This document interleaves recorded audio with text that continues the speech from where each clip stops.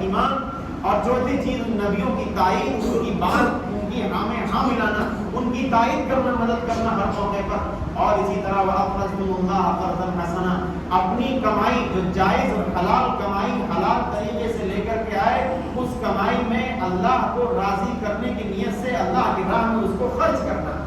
اگر یہ 5 کام تم نے کیے، قرآن کہتا ہے انی معکم، میں تمہارے ساتھ. یہ جو بنیادی اصول ہے، یہ کوئی ایسا نہیں ہے کہ صرف یہودیوں سے یہ بات کہی گئی تو بس انہی کے ساتھ خاص ہو گئی، باقی اس کا ہم سے کوئی لینا دینا نہیں، ایسا نہیں.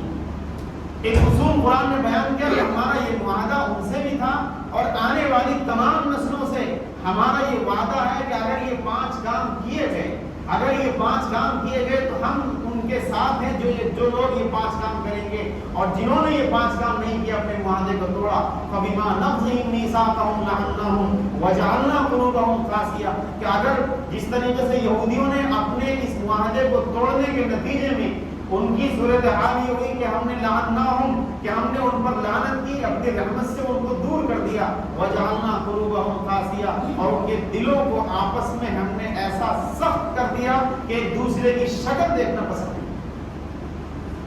یہ جو قرآن کی آیت ہے، اسی طریقے سے عیسائیوں کے تعلق سے قرآن نے کہا وَمِنَ الَّذِينَ قَالُوا إِنَّا نَصَارَىٰ أَخَذْنَا مِيثَاقَهُمْ فَنَسُوا حَظًّا مِّمَّا ذُكِّرُوا بِهِ، کہ عیسائیوں سے بھی ہم نے معاہدہ لیا، ان کو بھی یہی بات کہی گئی کہ تم نماز کو قائم کرو گے، زکوٰۃ کو ادا کرو گے، رسولوں پر ایمان لاؤ گے، ان کی تائید کرو گے، ان کی حمایت کرو گے، اسی طرح 5ویں چیز اللہ کی راہ میں خرچ کرو گے.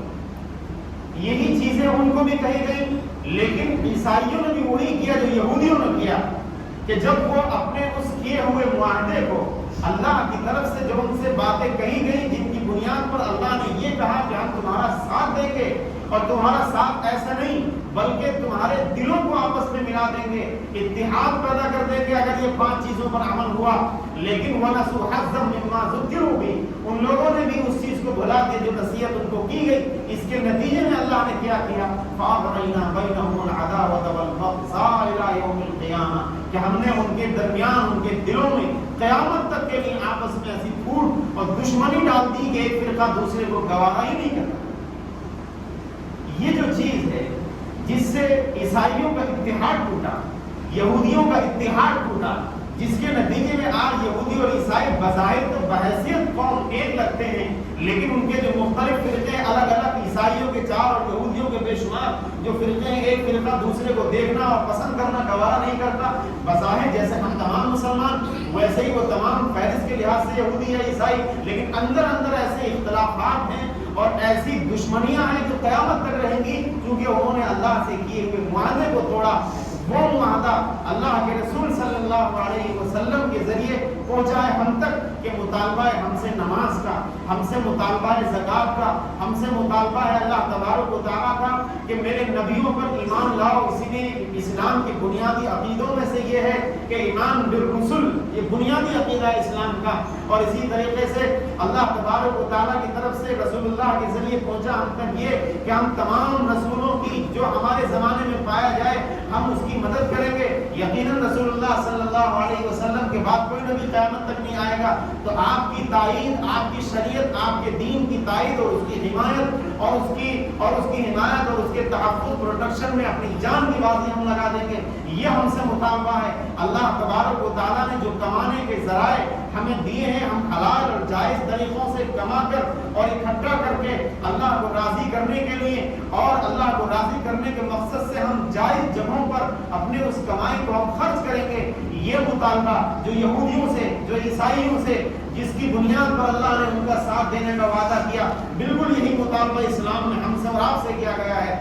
میں پوچھوں آپ سے، آپ مجھ سے پوچھیں، ہر آدمی اپنے آپ سے پوچھے کہ پورے لکھنؤ کو چھوڑ دیجئے، آپ اپنے محلے کی بات کریے، صرف آپ اتحاد اور اتفاق کی بات میں بھی کروں، آپ بھی کریں. آپ اپنے گھر سے شروع کریں کہ جس بنیاد پر قرآن نے کہا ہے نماز کا قیام، زکوٰۃ کی ادائیگی، ایمان بالرسل اور نصرت رسل، اللہ کے راہ میں خرچ کرنا، یہ 5 چیزیں کس گھر کے اندر مکمل طور پر ہو رہی ہیں، کس گھر کے اندر نہیں ہو رہی ہیں. اگر یہ 5 چیزیں جس گھر کے اندر ہو رہی ہیں، جس آدمی کی زندگی میں ہیں، جس سماج اور جس شہر میں یہ چیزیں ہیں، اس کا مطلب اللہ کی مدد اس سماج اس شہر کے ساتھ ہے. لیکن جہاں یہ کام 5 نہیں ہو رہے ہیں اس کا صاف مطلب ہے قرآن کی زبان میں کہ اس سماج میں اس ماحول میں اور شہر اور لوگوں کے ساتھ اللہ کی کوئی مدد نہیں، بلکہ اللہ کی طرف سے ایسے لوگوں کے دلوں میں نفرتیں دشمنیاں قیامت تک کے لیے ڈال دی گئی ہیں. ہم سب غور کریں اس بات پر. یہ ایسی چیز ہے کہ نماز کا قیام، زکوٰۃ کی ادائیگی، اس میں نہ کانفرنس کرنے کی ضرورت، نہ کسی سے مشورے اور لٹریچر لکھوانے کی ضرورت، نہ اس میں کوئی تنظیم اور احتجاج کرنا پروٹیسٹ کرنے کی ضرورت. ہر آدمی اپنے سے طے کر لے کیا میں نماز مکمل پڑھتا ہوں کہ نہیں پڑھتا ہوں. مشکل سے جو ڈیٹا ہے، جو سروے کے حساب سے اگر دیکھا جائے تو بمشکل 5% لوگ دنیا میں نماز پڑھتے ہیں. بمشکل 5%. ان 5% میں بھی لوگ نماز پڑھنے والے کیسے ہیں؟ ابھی جمعے کی نماز کا سلام پھرے گا، سلام پھرتے ہی آپ دیکھ لیجئے کیسے ہیں، آپ خود دیکھ لیجئے. آدھے سے زیادہ مسجد سے غائب، سنت کا کوئی لحاظ نہیں، نفل سے کوئی لینا دینا نہیں. فرض نماز جو پڑھ رہے ہیں 10 سال میں جیسے نیت باندھ رہے تھے ویسے ہی باندھتے چلے آ رہے ہیں.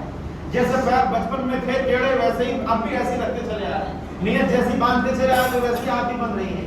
نظریں جیسی بچپن میں ہوا کرتی تھی بچوں کی ادھر دیکھنا، 70 سال کے ہو گئے نظریں آج بھی وہی کی وہی ہیں.